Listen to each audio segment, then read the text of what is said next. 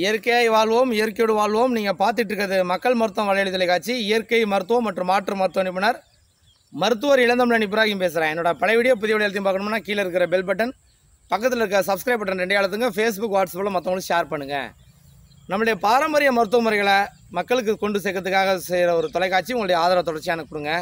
இப்போ நம்ம பார்க்குற விஷயம் என்னென்னு பார்த்தீங்கன்னா, ஞாபக சக்தி அதிகமாகணும், அதுக்கு என்ன சாப்பிட்ணும் அப்படின்னு.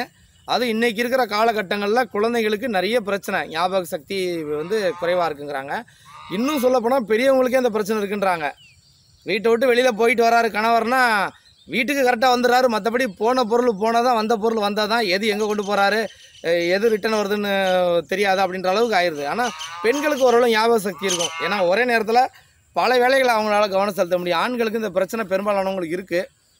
அதே மாதிரி பார்த்திங்கன்னா குழந்தைகளுக்கு, ஸ்கூல் போகிற பசங்களுக்கெல்லாம் பார்த்திங்கன்னா நிறைய இந்த பிரச்சனை ஞாபக சக்தி. ஏன்னா ஒரு பாடம் படித்தா ஒரு பாடம் படிக்க மாட்டேங்கிறாரு, ஒரு நோட்டு எடுத்துகிட்டு போனால் இன்னொரு நோட்டு எடுத்துகிட்டு போக மாட்டேங்கிறாரு, பேனா தொலைச்சி வந்தார், பென்சிலை தொலைச்சி வந்துடுறாரு. பாடத்தோட இந்த மாதிரி பொருள்களை காப்பாற்றுறதே நிறைய பேரண்ட்ஸு வந்து என்கிட்ட ஃபோனில் பேசும்போது சொல்கிறாங்க. பாடம் ஒரு பக்கம் இருக்கட்டும் சார், கொண்டு போகிற பொருளே வர மாட்டேங்குது, டிஃபன் பாக்ஸ்லாம் போட்டு வந்துடுறான், அதை பாப்பா அதை தொலைச்சிட்டு வந்துடுது, அந்தளவுக்கு என்ன சார் பிரச்சனை உங்களுக்குலாம் அப்படின்ட்டு.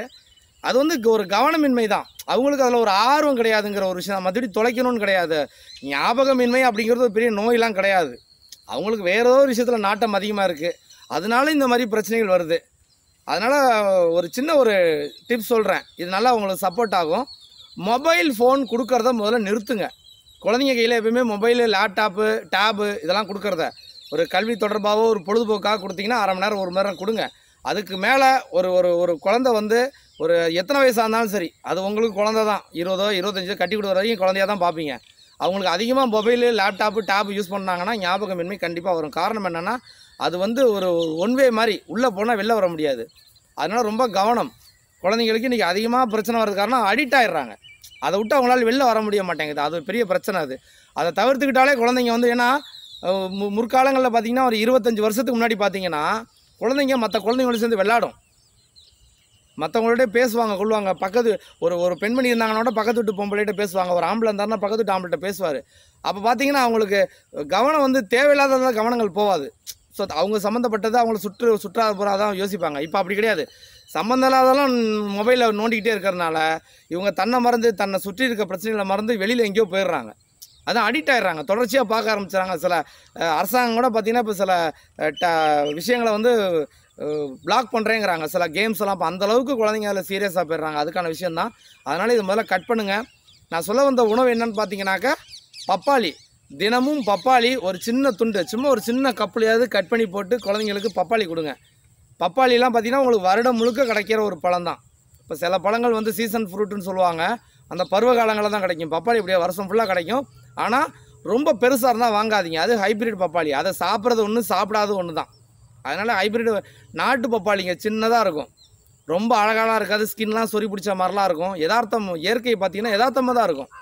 ரொம்ப அழகாக பெருசாக இருக்கும். கீரி பார்த்திங்கன்னா அப்படியே உள்ள விதையே இருக்காது, சிலது விதை இருந்தாலும் அப்படியே கலர் கலராக விதை இருக்கும் ஒரு மாதிரி. ஏன்னா இப்போது ஹைப்ரிட்னு சொல்லி நம்ம எல்லோரும் அலாட் பண்ணுறோமா, இயற்கை மருத்துவர்கள்லாம் விதை இல்லாத விதை இருக்கிறத வாங்க. நீ என்ன பண்ணுறான், ஹைப்ரிட்லேயும் விதை வர மாதிரி அதுக்கு ஒரு சேர்த்து ஊசியை போட்டு விட்டுறான். விதை இருக்கிற மாதிரி இருக்கும், ஆனால் அது ஹைப்ரிடாக இருக்கும். இந்த மாதிரிலாம் இந்த ஷார்ட்கட்டு கமர்ஷியலுக்காக பண்ணுறாங்க. அப்போது நாட்டு பழம்னா சின்னதாக இருக்கும். ஹைப்ரிட் பண்ணுறவங்க கண்டிப்பாக சின்னது பண்ண மாட்டாங்க, பெருசாக தான் பண்ணுவாங்க. அதனால் நாட்டு பழங்கிறது சின்னதாக இருக்கும்.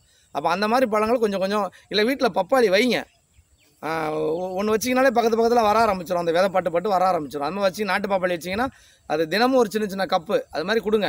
மற்ற பழங்களும் கொடுங்க, இதுவும் வாரத்தில் ஒரு முறை 2 முறை கொடுங்க. கொடுத்தீங்கன்னா ஞாபக சக்திக்கு ரொம்ப சப்போர்ட் பண்ணும். இது பெரியவங்களும் சாப்பிட்லாம், சின்னவங்களும் சாப்பிட்லாம். மற்றபடி இப்போ இந்த வீடியோ போட்டேன்னா அடுத்த ஒரு கேள்வி எனக்கு கமெண்ட் பாக்ஸில், வாட்ஸ்அப்பில் ஒரு கேள்வி வரும். சார் எனக்கு டயபெட்டிஸ் இருக்குது சார், நான் பப்பாளி சாப்பிட்லாமா சார்? சார் எனக்கு வந்து பிபி இருக்குது சார், பப்பாளி சாப்பிட்லாமா சார்னு. மருந்து மாத்திரை சாப்பிட்றதுக்கே பயப்பில்லை, உணவு சாப்பிட்றதுக்கெலாம் பயப்படாதீங்க. கொஞ்சம் கொஞ்சம் சாப்பிடுங்க, ஒன்றும் பிரச்சனை கிடையாது. எல்லா உணவையும் தவிர்த்துட்டு எப்படி நீங்கள் வாழ்வீங்க இல்லையா? அதனால் யோசிச்சு பாருங்கள். அதனால் குழந்தைங்களுக்கு கண்டிப்பாக இந்த மாதிரி கொஞ்சம் கொஞ்சம் பழங்கள் கொடுத்துக்கிட்டே வாங்க, ரொம்ப நல்லது. கர்ப்பிணி பெண்கள் மட்டும் சாப்பிட வேண்டாம், மற்றபடி எல்லாருமே சாப்பிட்லாம். என்னோடய வீடியோ உங்களுக்கு கண்டிப்பாக பிடிச்சிருக்குன்னு நம்புகிறேன். கீழே இருக்கிற பெல் பட்டன், பக்கத்தில் இருக்கிற சப்ஸ்கிரைப் பட்டன் அழுத்துங்க. ஃபேஸ்புக், வாட்ஸ்அப்பில் மற்றவங்களுக்கு ஷேர் பண்ணுங்கள்.